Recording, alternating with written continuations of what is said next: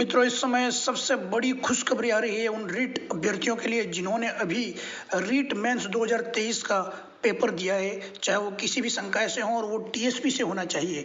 TSP के विद्यार्थियों के लिए बहुत बड़ी खुशखबरी है कि बहुत लंबे समय से जो लोग संघर्ष कर रहे थे, ऐसे बहुत से अध्यापक आपने देखे होंगे जो कि टीएसपी एरिया के अंदर लगे हुए हैं काफ़ी लंबे साल से, 10 साल से, 5 साल से, 15 साल से, लंबे समय अंतराल से यहाँ पर टीएसपी के अंदर जॉब कर रहे थे, सरकारी नौकरी पर लगे हुए थे, जबकि वो रहने वाले थे नॉन टीएसपी के। और उन नॉन टीएसपी वाले अध्यापकों की लगातार मांग चल रही थी कि हमें जल्द से जल्द हमारे गृह जिले में या हमें टीएसपी से नॉन टीएसपी में ट्रांसफर किया जाए, परंतु ऐसा हो नहीं पा रहा था थर्ड ग्रेड के लिए। तो उसके लिए काफी सरकारों ने प्रयास भी किया लेकिन हुआ नहीं। परंतु अभी मित्रों, इस आंदोलन के बाद, लगातार चल रहे आंदोलन के बाद एक खुशखबरी निकल कर आती हुई दिखाई दे रही है। अभी जो स्क्रीन पर आपको आदेश दिखाई दे रहा है मित्रों, वो आदेश है उदयपुर संभाग के अंदर, जहां पर एंजेलिका पलाश जो कि डीओ हैं, उन्होंने ये आदेश निकाला है। और ये आदेश बाहर से आप देख सकते हैं, नीचे की तरफ आप सिग्नेचर देख सकते हैं कि बीकानेर निदेशालय से आया है। और वहां पर आप अच्छी तरीके से चेक कर सकते हैं कि ऑफिशियल तरीके से एक आदेश निकाला गया है कि जितने भी ऐसे शिक्षक या ऐसे कार्मिक जो लगे हुए हैं इस संभाग के अंदर, या मैं कहूंगा कि टीएसपी संभाग के अंदर लगे हुए हैं और उदयपुर संभाग के अंदर लगे हुए हैं, उन्हें अपना नाम लिखना है, वो कहाँ पोस्टेड है वो लिखना है, अपने विद्यालय का नाम लिखना है और वो वास्तव में कौन से मूल जिले के रहने वाले वो लिखना है। उसके अलावा आप देख सकते हैं राइट हैंड पर एक ऑप्शन दिया गया, वहां लिखा है कि उदयपुर संभाग के जो लोग हैं उदयपुर के नॉन टीएसपी मंडल के अंदर अप्लाई करेंगे और जो पाली संभाग के लोग हैं वो पाली के नॉन टीएसपी जो संभाग है उसके लिए अप्लाई करेंगे। और उसकी वरीयता भी दे रखी है, आप देख सकते हैं, प्रथम वरीयता, द्वितीय वरीयता और तृतीय वरीयता।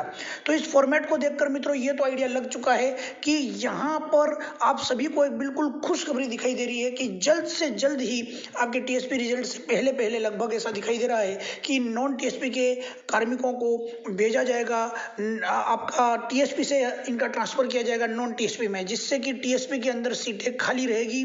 और ये सीटें भारी मात्रा में खाली होने पर मित्रों आपकी टीएसपी की सीटें बढ़ने की संभावना बढ़ चुकी है। ऐसी स्थिति में मेरिट कुछ अंक मित्रों और कम जाने की संभावना टीएसपी एरिया के लिए रहेगी। तो आपको ये जो जानकारी है बहुत बेहतरीन है, मैं कहूँगा बहुत ही आशा और उम्मीद की किरण लेकर आई है कि लगभग सभी सब्जेक्ट की जब सीटें टीएसपी में खाली होंगी तो ऐसी स्थिति में पोस्टें बढ़ाई जानी चाहिए। और जब पोस्टें बढ़ेगी तो जाहिर सी बात है कि सभी संकायों के अंदर, सभी विषयों के अंदर, चाहे वो रीट लेवल 1 हो चाहे रीट लेवल 2 हो, सभी के अंदर सभी सब्जेक्ट की मेरिट कुछ कुछ अंक और नीचे गिरने की संभावना है, यानी कि और कम होने की संभावना है। तो आप मित्रों, मैं बता देता हूं कि यहाँ पर टीएसपी एरिया के कुछ विधायकों ने विधानसभा के अंदर इस मांग को पुरजोर तरीके से उठाया था, वह भी मैं आपको दिखा रहा हूं। और साथ में स्क्रीन पर जो भी आपको दिख रहा है वो दिखाई दे रहा है बिल्कुल एक आशा की नई किरण। जैसा ये उदयपुर संभाग के अंदर आदेश जारी हुआ है, ऐसा ही लगभग सभी टीएसपी एरिया के संभागों के अंदर मैं कहूँगा ये आदेश जारी हुआ है। और वहां से नॉन टीएसपी के शिक्षक अब फाइनली बड़े आंदोलन के बाद पुनः टीएसपी से नॉन टीएसपी में जाने वाले हैं। अब आगे सुनिए आप, विधायक महोदय, अलग अलग विधायकों ने इस मुद्दे को विधानसभा में रखा था, उसके बाद आंदोलन भी चला और नॉन टीएसपी शिक्षकों ने आंदोलन किया, टीएसपी वालों बच्चों ने भी यहाँ पर समानता मंच वगैरह और कई मंचों के माध्यम से ये आंदोलन चला कि सीटें बढ़ाई जाए। और फाइनली इस समय मित्रों ये दिखाई दे रहा है कि ये होता हुआ दिखाई दे रहा है कि जल्द ही इनके ट्रांसफर टीएसपी से नॉन टीएसपी में होंगे और सीटें खाली होंगी। देखिए आप आगे विधायक महोदय क्या कह रहे हैं। और इस वीडियो को ज्यादा से ज्यादा शेयर करें सभी टीएसपी विद्यार्थियों को, ताकि उन टीएसपी विद्यार्थियों को एक आशा और उम्मीद की किरण भी दिखे और साथ में वो लोग इस आंदोलन के अंदर भी सहयोग करें कि जल्द से जल्द सीटें बढ़ाई जानी चाहिए। क्योंकि टीएसपी में नॉन टीएसपी के मुकाबले बहुत कम सीटें इस बार दी गई थी। वो सीटें खाली नहीं होने की बात सरकार कर रही थी और वो खाली नहीं होने की बड़ी वजह थी कि नॉन टीएसपी के शिक्षक लगे हुए थे टीएसपी में। अब जल्द ही इस फॉर्मेट के आने से ये तो क्लियर हो रहा है कि टीएसपी में सीटें खाली होती हुई दिखाई दे रही है। तो इसको ज्यादा से ज्यादा शेयर करें और आप प्रत्येक विद्यार्थी को जागरूक करें, उसे आशा की किरण के साथ साथ उसे ये भी बताएं कि इस टीएसपी की सीटें, जो हक की सीटें हैं, वो बढ़ाई जानी चाहिए, है ना। आपके शेयर से हो सकता है अधिक विद्यार्थी जुड़ेंगे तो उनको एकता मिलेगी, संगठन मिलेगा और उस संगठन के माध्यम से टीएसपी की बड़ी मांग बड़े लेवल पर, बड़े स्तर तक पहुंचेगी। और तमाम, मैं कहूँगा, शिक्षा मंत्री और सरकार तक इस बात को आप पहुंचाने के लिए इस वीडियो को ज़्यादा से ज़्यादा शेयर करें। और सुनिए विधायक महोदय क्या कह रहे हैं। मैं इस अवसर पर यह भी कहूंगा कि आपने हमारे इस टीएसपी एरिया के अंदर जितने भी नॉन टीएसपी के अध्यापक हैं और भी कर्मचारी हैं जिनको आप नॉन टीएसपी में भेजेंगे तो टीएसपी एरिया के अंदर सारी जगह खाली होंगे, तो हमारे क्षेत्र के जो भी युवक युवती पढ़े लिखे हैं जिनको नौकरी का अवसर मिलेगा। ये हम आपसे कई बार निवेदन किया है। मैं इस अवसर पर हमारे जितने भी सदन के जनजाति टीएसपी एरिया के विधायक जिनसे भी मैं प्रार्थना करता हूं, इस बात को अपन सब मिल करके, चाहे हमारे मुख्यमंत्री जी से मिलना पड़े, चाहे हमारे राज्यपाल महोदय से भी मिलना पड़े, मिल करके इस काम को कराएंगे तो हमारे क्षेत्र में नौकरी का अवसर मिलेगा। स्थानीय युवा और बाहर के नॉन टीएसपी के कार्मिक भी मांग कर रहे हैं कि हमको टीएसपी क्षेत्र में हम जो कार्मिक लंबे समय से काम कर रहे हैं उनको हमारे गृह क्षेत्र में समायोजित की जाए। और वहां के युवा जो मांग कर रहे हैं कि हमें जो नॉन टीएसपी कार्मिक अपने गृह क्षेत्र में चले जाएंगे वो रिक्तियां रिक्त हो जाएगी तो हमें स्थानीय लोगों को, युवाओं को मौका मिल जाएगा। तो निश्चित रूप से सरकार ने लगातार ये प्रयास भी किए हैं। 6/1/2023 को एक कमेटी भी गठित की माननीय राज्य मंत्री जायदा जी के साथ में, और डॉक्टर साहब के समय में ये अनुशंसा भी कर दी और कह भी दिया और कई विकल्प भी ले लिए गए। उसके बाद काम धीरे धीरे जो चल रहा है, जल्दी से जल्दी जो नॉन टीएसपी के कार्मिक हैं जिन्होंने अपने विकल्प पत्र भी दे रखे हैं, ऐसे कम से कम 2500 कार्मिक हैं, उनको गृह क्षेत्र में भेज के स्थानीय युवाओं को वो सीटें भरने का काम किया जाए। ताकि एक बात बीच में ये और आ रही थी कि बाहर के जो कार्मिक हैं वो सभी चले जाएंगे, कहीं ना कहीं लॉ एंड ऑर्डर मेंटेन नहीं हो पाएगा, कानून व्यवस्था बिगड़ेगी।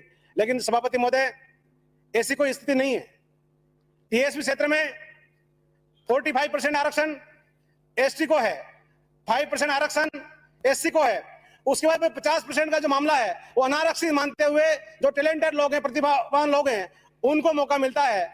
तो सभी वर्गों के लोग वहां नौकरी कर रहे हैं, तो ऐसी कोई स्थिति पैदा नहीं होगी कि जिससे कानून व्यवस्था बिगड़े।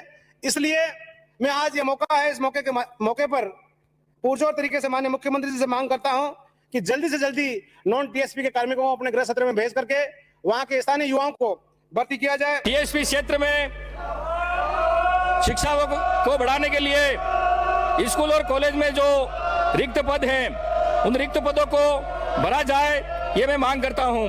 और टीएसपी क्षेत्र में जो नॉन टीएसपी के कर्मचारी हैं वो सभी विभागों में, भले शिक्षा विभाग हो, भले पंचायती राज विभाग हो, दूसरा कोई भी विभाग हो, उन कर्मचारियों अधिकारियों को टीएसपी से नॉन टीएसपी में उनका स्थानांतरण कराया जाए।